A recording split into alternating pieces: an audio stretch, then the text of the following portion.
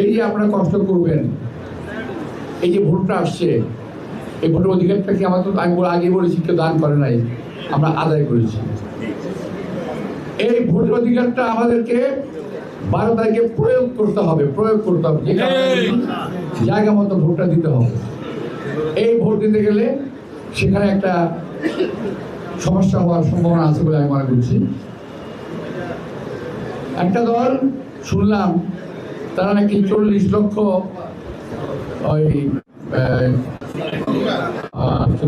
বোরকা বানাইছে, অর্থাৎ পুরুষ ছেলেরা মহিলাদের ভোট দিতে যাবে, এমন হতে পারে। যদি হয় এটা আপনাকে ধরে ফেলতে হবে। বোরকালা মহিলা সত্যি করি, আমার মা বোরকা পড়তেন, কিন্তু বোরকা পরে ফল করতে আসবেন, এটা আমরা সহ্য করবো না। এটাকে ধরতে হবে, এটা মাথা রাখবেন। এটা এক নাম্বার। আরেকটা হলো কার সমর্থনে, কিসের আশায় নির্বাচন কমিশনের কিছু কিছু লোক বলতেছে নির্বাচনের রেজাল্ট দিতে 3 দিন সময় লাগবে। কেন ভাই? সারা জীবন নির্বাচন হলো, 4-5 এমপি হলাম, সকালে ভোট দেওয়া শুরু হয়েছে, সন্ধ্যার সময় রেজাল্ট নিয়ে ঘরে ফিরেছি, আর আপনারা বলছেন 3 দিন লাগবে। কেন? কাকে জিতাতে চান? আমি জানতে চাই তারা কাকে জিতাতে চায়। নির্বাচন কমিশনে এবং সরকারে এখনো কিছু কিছু লোক খাপটি মেরে বসে আছে, যারা এই দেশের স্বাধীনতা, সার্বভৌমত্ব, বাক স্বাধীনতা, গণতন্ত্র তাকে ভুলণ্ঠিত করতে চায়। আমাদের সেই লোকগুলোকে বাছাই করতে হবে, এখন থেকে তাদের বিরুদ্ধে ব্যবস্থা নিতে হবে। আমি সরকারকে অনুরোধ জানাবো, যারা এমন কথা বলেন এর পিছনে কি উদ্দেশ্য আছে সেটা দয়া করে আপনারা বের করবেন। 3 দিন কেন লাগবে আমি জানি না। এটা কি আমাদের মহাদেশ? আমার একটা দেশ, ছোট্ট একটা দেশ, সারা জীবন নির্বাচন করেছি, বিকেলবেলা সন্ধ্যার মধ্যে রেজাল্ট হয়ে গেছে, খুব বেশি হলে 2 ঘন্টা দেরি হয়েছে, 2 ঘন্টা ম্যাক্সিমাম। কিন্তু এখন বলছেন 3 দিন লাগবে। তার মানে হলো হাসিনা করছিল এক স্টাইলে, আপনারা করতে চান আর স্টাইলে। আমার বক্তব্যটা দয়া করে রেকর্ড করে রাখবেন, কথাটা আজকে আমি বলছি। যদি 3 দিনে তারা ভোটের রেজাল্ট দিতে চায়, যদি 24 ঘন্টার 24 ঘন্টা তো নয়, 12 ঘন্টার বেশি দেরি করে, বুঝতে হবে তাদের উদ্দেশ্য আছে। আমরা কোনো উদ্দেশ্যে প্রস্তাব দেব না। আমরা ভোটের নির্বাচনের আগে আলোচনা করে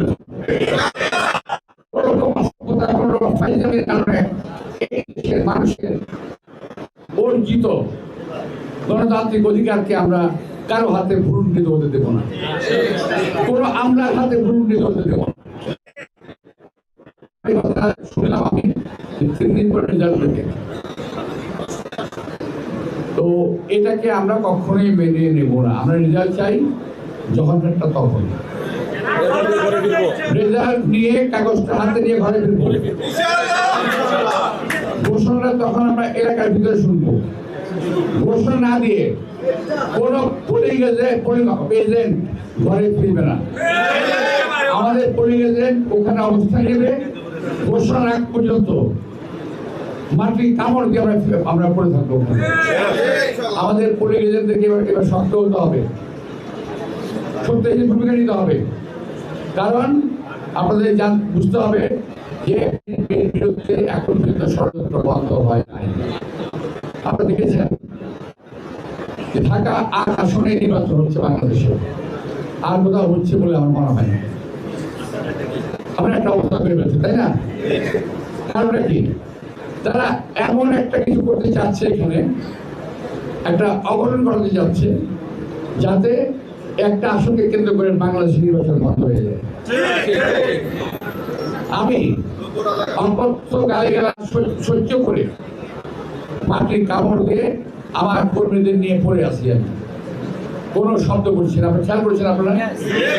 সে মেডিকেল হসপিটাল থেকে শুরু করে অদ্যাবধি আল্লাহ তাআলা আপনি দিয়েছেন, আমি পরম আল্লাহ আছে অনেক কৃতজ্ঞ, আমাকে উনি এই বয়সে সহ্য করার শক্তি আমাকে দিয়েছেন। আমি সহ্য করছি, কিন্তু ধৈর্যের বাঁধ পাবেন। আমি বলতে চাই, আমরা একটা পরিচ্ছন্ন নির্বাচনে বিশ্বাসী এবং পরিচ্ছন্ন নির্বাচন করতে চাই। বিএনপির সময় যে করা নির্বাচন হয়েছে, দেশ নেত্রী বেগম খালেদা জিয়ার সময় যে করা নির্বাচন হয়েছে,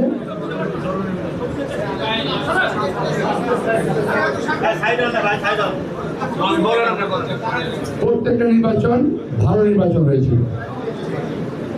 আমরা আশা করছি এই সরকার, এই নির্বাচন কমিশন বাংলাদেশের জনগণকে একটি ভালো নির্বাচন উপহার দেবে, আমরা আশা করছি। ইনশাআল্লাহ আপনারা যদি সবাই মিলে কাজ করেন, আমরা ইনশাআল্লাহ আমরা জয়লাভ করবো।